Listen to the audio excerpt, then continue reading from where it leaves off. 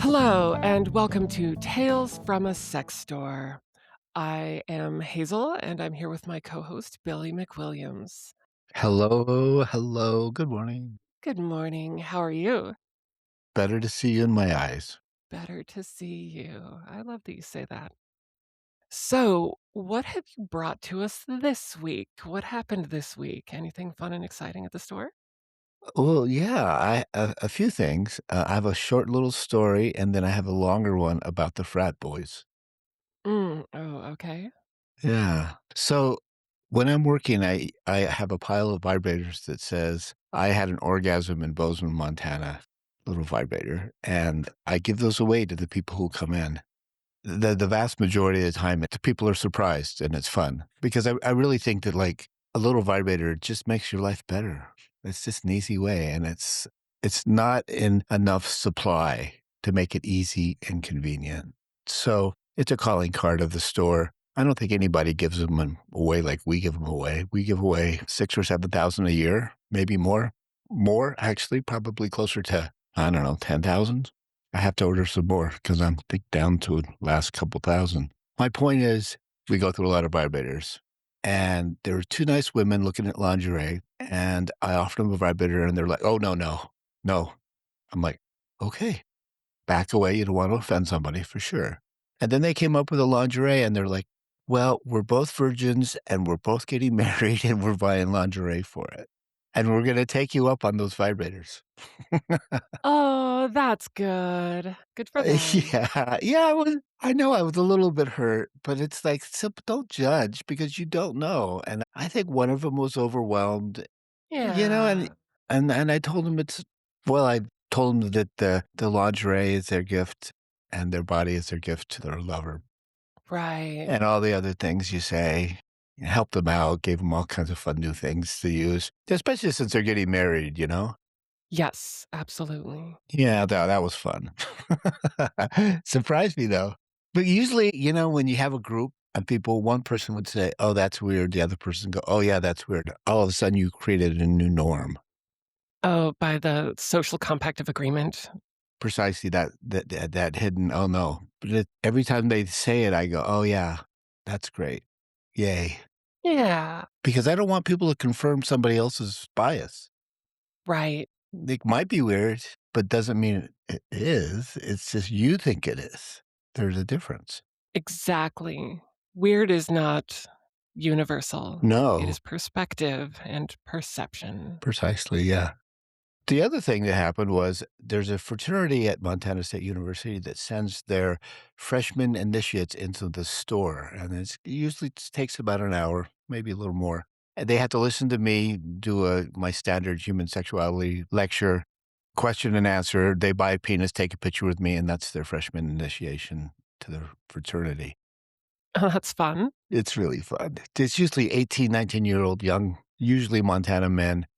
And I asked them this time, I'm like, "Have any of you guys ever been in a sex store?" And about half of them said no, and half of them said yes. So I don't think it's normal for guys to go into sex stores compared to like women. Women are like, "Oh yeah, come on, broke up with your douche boyfriend, let's go get a vibrator." Or, "Oh, let me show Right. you my favorite one." And they talk about brands. But there's no social things that bring men into the stores. And so they're doing it. So if I if I start with you perpetuate rape culture and sexual assault, and there's a good chance that there's a rapist in your fraternity, that would shut them off and they wouldn't say anything. Right. But if I give them hopefully information they can use, and they got it this time, it'll help.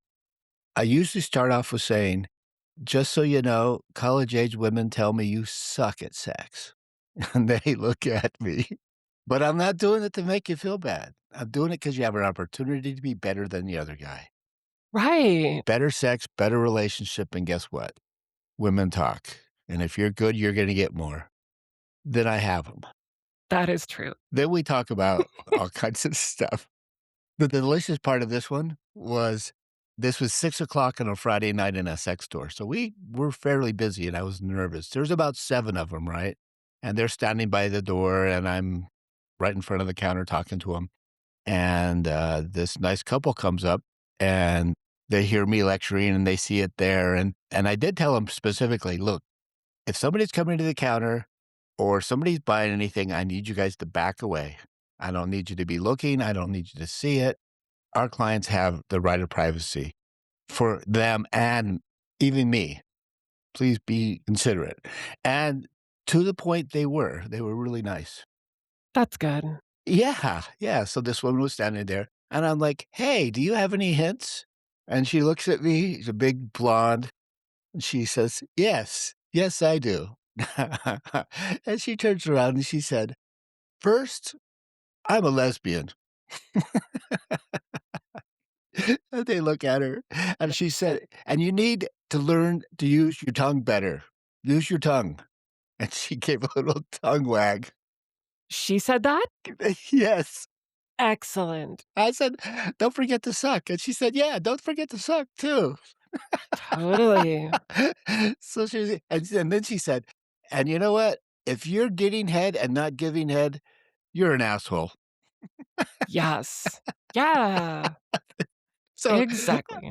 I'm pretty sure those young men have probably never had a lesbian come out and just say, "Hey, give good oral sex." It's important. The cool thing about it is we sent them away with condoms. They were really good. They asked some really good questions. I was impressed. Do you have any examples? Yeah, how do I last longer? There's one of them. Is how do I last longer, and what do I do in between the times? Say we're spending the night together. So we'll talk a little bit about it. Oh. So, like, relationship advice more than just sex advice. Yeah, exactly. Nice. Yeah, and I asked them about their sex ed. I'm like, "Do you guys have good sex ed?" And they're like, "No, 5th grade." "Yeah, 5th grade." "No, mine was 8th grade." It was like an hour. And they asked us like, "Well, what do you recommend for sex education?" I said, "Well, comprehensive, age-appropriate sex education. Of course. You teach them to take care of their body and to maintain their space and give them agency. And over time, as they grow up, they get more and more information. And by the time they're old enough to be sexual, they'll have the tools to keep themselves safe and keep other people safe." Absolutely. Part of sex Yeah. education that could start at a really young age would be things like consent.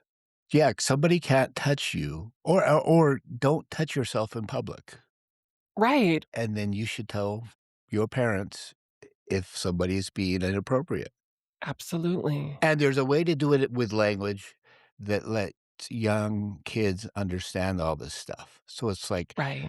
yeah, it's like, I think that when you start thinking, "Oh my god, it's gonna lead to all this unsafe sex and pregnancy and all that," and it's actually no. Age-appropriate sex education means less STDs, less early pregnancies, and less onset sexual activity. Right. And better contraceptive use. Yeah, exactly. Exactly. So, yeah. Yeah, it's fun talking to those guys. They give me energy, you know? Yeah. When it's right. I mean, and I did tell them before I started because they came in and they were looking at the penis wall. Mhm. One of the guys was opening a package, and I told him not to open the package, and he says, "Why? We're buying it anyway." I'm like, "Don't." Don't open the package. Yeah, and, he did, and guess what? He ended up not getting into the fraternity. Really? Yeah. Nice. It's just he was nervous, and he acted out, and it was manifest. Right. But I didn't wanna put that guy on the spot, but I kinda did that as a way of letting him know that, like, this isn't a free pass, Right. but this could have consequences. Absolutely. Not that it would, mind you, but I mean, well, but you're in a situation where you're having conversations about relationships and sex, and any time with a conversation like that, when you lay down a boundary and somebody crosses it, it's a bad yeah, sign. it's a bad sign, especially when you talk about sex. Absolutely, Yeah, especially when you talk about sex, and yeah, that's exactly what I'm saying is if you go from this conversation, this little thing, it may not mean that, like, yeah, this person is a rapist, But it does mean that they are building a habit of behavior of acting in a way that is contrary to what is being requested of them. Right. They're ignoring boundaries. And in the end, it's gonna bite them. Mhm. It Yeah. is, yeah, And more importantly, it might just hurt somebody else. exactly. Yeah. A few years back, I said, "And women say size doesn't matter." And the guy laughed, and I'm like, "Ah, so don't listen to me. All these women tell me that size doesn't matter, and, I guess I'm wrong, and all those women that told me that are wrong, and you must be the guy who's right. Your penis must be amazing." Right. That seems like a lot of pressure. Yeah, that's right. Well, I didn't say that because you don't wanna shame somebody because I think that's what got us into this. I think there's a Right, huge amount of shame for men, particularly with the very pro-men wing of sex education. That's where they get it from a lot of the time, like the Andrew Tate, the influencers, the Logans, those kinds of things, and that's unrealistic. right. And ultimately, it's gonna make them more unhappy because we ended up also talking about LGBT issues. Like, look, if you're good with your gay friends, they'll help you get laid. That is very true. Yeah, yeah. And women like to have sex with men who are comfortable with their sexuality. That is also very true. Sexual literacy. Right, and if you're good with your gay friends, it lets you be the best person you could be, whatever that sexuality looks like. But what's so exciting is at the end of it, they all shook my hand and thanked me, and I kind of That's blew their good. mind. Yeah, it feels good.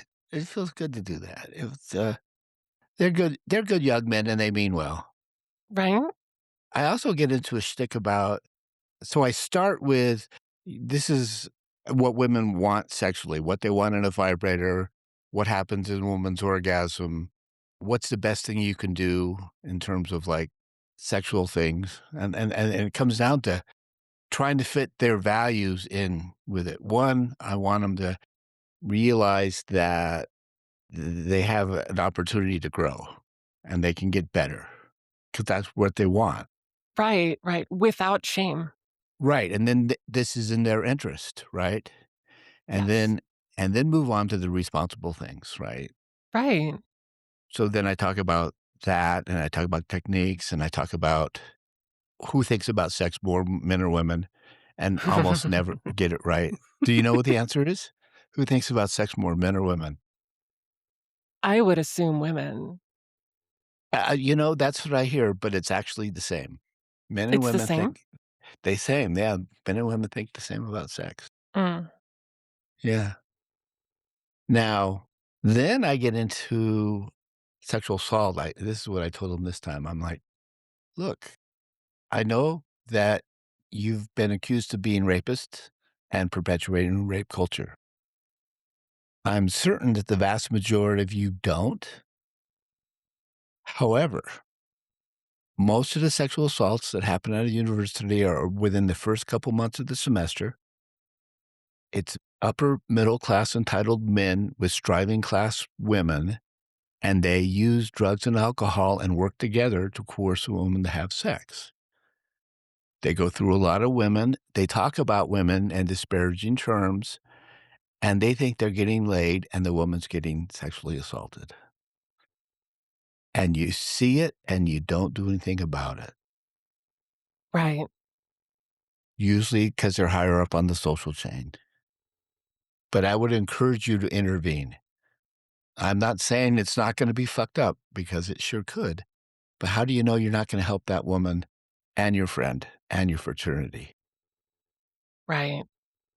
Yeah. That right there. That's one of those things that I think would benefit from early conversations about what consent means, because in those moments where the power dynamic looks a certain way, that doesn't mean that what you're trained to perceive as socially acceptable behavior, not just by your frat, but by like TV shows and basically ubiquitously in American society is certain kinds of behavior are acceptable and certain levels of very subtle coercion Right, look a certain way to a certain viewer, while the person who is actually in the middle of it, so the weight of it on women or the right, person who is being taken advantage of, right, the weight of subtle innuendo can be right. so heavy and terrifying. So, especially when you have a structure like the first start of semester, you don't know people, you wanna grow, those kinds of things. Exactly. Yeah, it's important to build friendships and social circles and things like that, and if you think that your future happiness and social circles are going to be endangered by saying no to somebody, that's not a consensual yes. That Right. is And it's a powerful thing to fight against because it's the ingrained structure that we have. exactly. And it's so subtle. It's hard to perceive unless you Right, are trained or adept. right, right, and there's I think there's 2 ways through it. When I was talking to them, I said, "Look, I lectured at a dorm that were all men and 1 woman, and I told them this thing I just told you about intervening." And that lone woman piped up and she said, "And women notice." Oh, that's true. Yes. Yes. See, she said the thing I couldn't say. Yeah, And if young men notice that this is a competitive advantage, right, that they can bat above their average by being a decent, good person, right? That's what makes it more compelling. And this is my final thing for them. I'm like, I encourage you to intervene. One of you will be a hero and do that, but most of you won't. But right, one of you will, because you know what? Everybody wants to be the hero. Everybody. right, Yeah, and so instead of making it part of the culture, just saying, "Hey, this is what good people do." All of a sudden, you're changing culture, and as you change culture, you change behavior, and then they're gonna be happier. And the other thing we got out of it, I hope, is like, ask your partner. Ask your partner what they like, what they want. Talk yes, about it. yes. Yeah, What feels good? what feels good, that's right. And really dial it in. And then after orgasm, when you're laying around, you can talk about what you like and what you don't like. Mhm. Yeah, it was fun. It's a fun experience. I really I admire that. Tomorrow, I'm gonna speak to a sorority. I give up bunches of fun stuff, I hope, and have a conversation. How does that conversation differ from the fraternity? There's a few things different. The first thing different is I give away a bunch more toys. I gave these with the men vibrators and condoms, Mhm. and then this, I'll bring more toys and maybe some massage lotions and things like that, simply because it's a group of women, and there's like 75 of them. So, and then I'll talk about some of the stuff that I talked about with them. And it's funny because every time I talk about the fraternity, all the women wanna know which fraternity it is. Of course they do. Exactly, see, and that's the other thing, it's like, "Hey, this is a competitive advantage for you guys. Do you Mhm. wanna get better?" Yeah, and so far, that's the only fraternity. I've never gotten into a fraternity, but I've gotten into a fair amount of sororities and human sexuality class. So it's like fraternities are very resistant to change, and the fact that these guys are, it's cool. It is cool. I lectured at the sorority last year, and so I don't know if I wanna do the same exact thing, but I do ask a question simply because there's a new group of women. It's like, "Okay, raise your hand if you know somebody who's never had an orgasm." And last year, hands raised across the room. And I'm like, "Okay, now raise it if it's a man." And nobody raised it. And all the women went, "Ooh." I'm like, "Yeah, Yeah. ooh, this isn't fair. Out of every 3 orgasms, men have 2 and women have 1." Yeah. And the thing about it is too, right, is that that's what heterosexual men's biggest turn on is. The woman's sexually excited, hot, having orgasms, wants to have sex with him, is turned on. So where do we miss, right? And it goes both ways. One's gotta ask, but also one's gotta listen. So it's usually a it they're both fun, they're just a little different organically. Um, but the women are really they're fun to talk to. And I also give out empty pieces of paper for them to write questions, and they're usually pretty on form. It's funny, though, when I was asking men to do questions, they would ask me some stupid sophomoric questions. I'm like, Right. "Listen, this is your opportunity to learn something. Going to middle school isn't gonna help." Right. Yeah.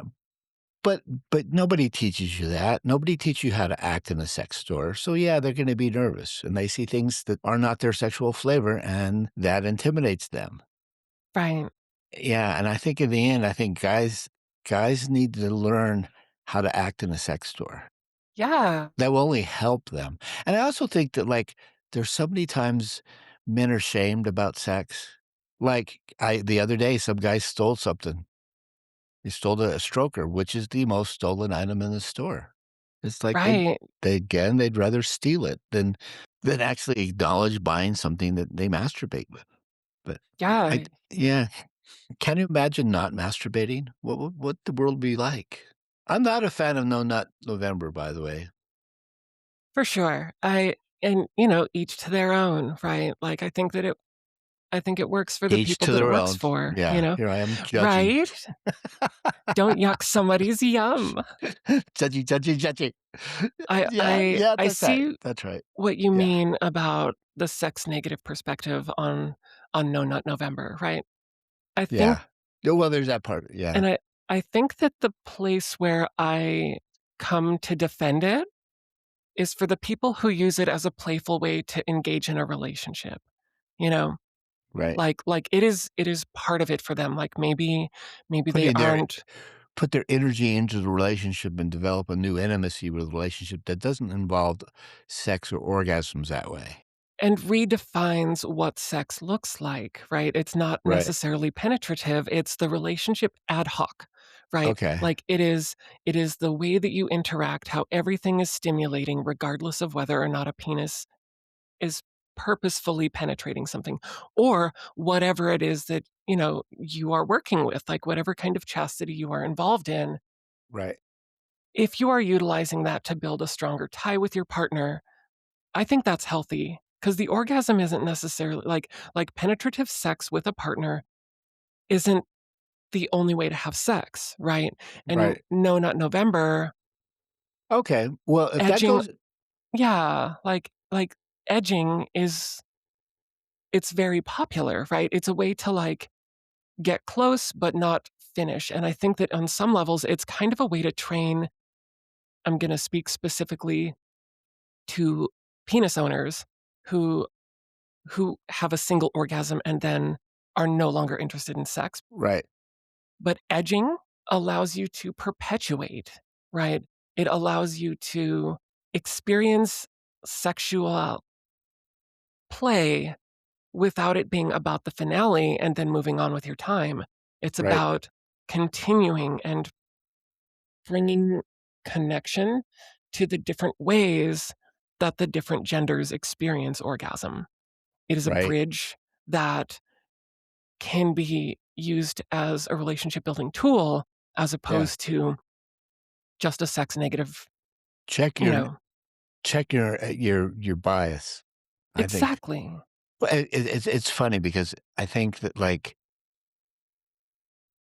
again, kink and LGBT are changing the nature of love and relationships in a fundamental Mhm. way, and it doesn't have to be a rush to orgasm, and the men's orgasm doesn't have to be paramount. It could be, but it doesn't have to be. So it's like rechanging love and relationships in a physical sense. I love that. I think that's great. Right. Yeah. It goes back to what one of the frat guys was asking after it ended. He's like, what do I do in between the first and the second? Right? How do I extend that time with The my lover? first and the second. He has an orgasm with his lover, and now it's uncomfortable because he can't get up. Oh, Oh, yeah. Well, I said oral. yeah, oral, like the lesbian said. Mhm. Sh She Yeah. was great. She was great. She was right on her stage. It's like, there's not a lot of times a lesbian comes out and says, "Hey, give great oral sex." For And if real, though. you're not, you're an asshole. And it's like, she'll remember that. They will remember that. I sure did. Right? It's like, "Thank you, kind stranger." And and so after the end of it, these 2 nice women were like, "You know, you're doing the Lord's work." But it's interesting that, like, they want young men to be sexually literate, and so do men. It's just like, Right. there's no other place. That for me, it's like the fact that we had a conversation like that, and they were all, like, thankful at the end of it. Again, they all shook my hand. It was very nice men. So it's like, there's hope. But the thing is, it's like, this should not be a conversation you'd be having, really. I mean, we should have a higher level conversation because the men are sexually literate, but they're not. Right. They're not. Right. Yeah, and if where do they learn this, right? They learn it through pornography. They learn it through crazy influencers on the Internet, people who wanna take your money. And social braggadocio. Oh, totally, totally. But that said, there's good parts of the Internet that gives you good information too. So that's where you should be Yes. looking. Yeah. That's those are really great stories, Billy. Thank you so much Oh, for it was sharing. fun. It's fun. I get such a kick out of, doing something like that. And you know, what the best part about it was the interchange with all the clients that came in, because sometimes the guys were all there, and the women come into the store and they see a dozen guys, they're like, "Oh, I'm out." Mhm. Yeah. Oh, for Which of course real. I don't want, but yeah. But it's Right. important enough to do, and I was worried on Friday night that it would happen, but yeah. Good yeah, there's hope. There is hope. There is hope. If one fraternity can change and start, like, promoting sexual literacy as a Yeah, part of their onboarding, so to speak, right, whatever the term is, right, then maybe more will change, you know? right, exactly.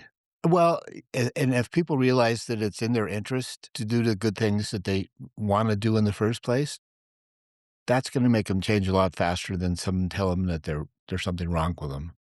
Absolutely. Yeah, Yeah, the good information is out there, and it's just opening yourself up to it and avoiding the shame, right, and then they realize that they can have great relationships, and they can find themselves a wonderful partner if that's what they want. right? Or partners. Partners, yeah, exactly. That moves us forward, I hope. I've heard that the fraternity has gotten a good reputation on campus in the last 3 or 4 years, and that's how long they've been doing it. That one in particular? That one in particular, yeah. That's good. That's Yeah, good. I find it is definitely the bastion of white male privilege, and it is resistant to change, and that's one of the last things I told them was, "Look, you guys are leaders. You guys set the tone. You have the opportunity to make this better." Right. Yeah, and, I like that. I hope they Stand do. proud in your sexual literacy and watch that information spread through the other fraternities and across campuses and Yeah, throughout your social circles, and people will admire that. They will see you in your healthy dynamics, and they will want to emulate it. absolutely. Be the change you wanna see. Exactly, exactly, and try to get away from judgment and fear, because I Right. think that's corrosive. Absolutely. Yeah. Thank you. Well, thank you so much, Billy. That's amazing, Oh, and thanks to this anonymous fraternity for exploring sexual literacy as a part of its program. I really that's awesome. That's great. yeah. I am sure that women everywhere are grateful. They sure are here. Well, Billy, thank you so much for coming on again and sharing your stories, and Oh, you're the best, Hazel. So are you. So are you. You're doing the Lord's work. Me Metal hug. Mental hug. So, again, this is Tales from a Sex Store. I am Hazel, and this is my co host, Billy McWilliams. Thanks for listening. Thanks for listening and happy orgasms. Happy orgasms.